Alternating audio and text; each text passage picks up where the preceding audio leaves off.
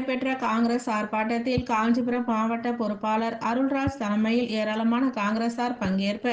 சென்னை நுங்கம்பாக்கத்தில் ஜாதிவாரி கணக்கெடுப்பு எடுத்திட கோரியும், அதானி குடும்பத்தின் நிதி முறைகேட்டை கண்டித்தும், பெண்களுக்கு 33% இடஒதுக்கீட்டை உடனடியாக அமல்படுத்த வேண்டியும் வலியுறுத்தி மாநில தலைவர் செல்வ பெருந்தகை தலைமையில் கண்டன ஆர்ப்பாட்டம் நடைபெற்றது. இதற்கு காஞ்சிபுரம் மாவட்டம் சார்பில் மாவட்ட பொறுப்பாளர் அருள்ராஜ் ஏற்பாட்டில் ஸ்ரீபெரும்புதூரில் இருந்து ஏராளமான காங்கிரஸ் நிர்வாகிகள் கலந்து கொண்டனர்.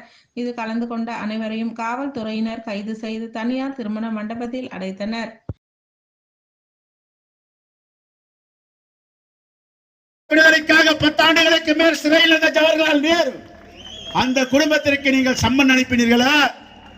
எங்கள் தலைவர் ராகுல் காந்தி பிரதமராக அமருவார். அமலாக்கத்துறை அதிகாரிகள் பதில் சொல்ல வேண்டும். யாரும் விட்டுவிடப் போவதில்லை. ஒரு வினையை விதைக்கிறீர்கள் என்றால் அதற்கு எதிர்வினை வரும். எங்களை பொறுத்தவரைக்கும் சிறையும் வீடும் சமமானது. இப்போது கூட காவல்துறை சிறைக்கு போங்கள் என்றால் நாங்கள் சிறைக்கு போக தயாராக இருக்கிறோம். வீட்டுக்கு போங்கள் என்றால் வீட்டுக்கு போவோம். சிறையும் வீடும் எங்களுக்கு ஒன்றுதான். ஏனென்றால் எங்களுடைய ரத்த நாளங்களில் எங்களுடைய மூதாதையர்கள்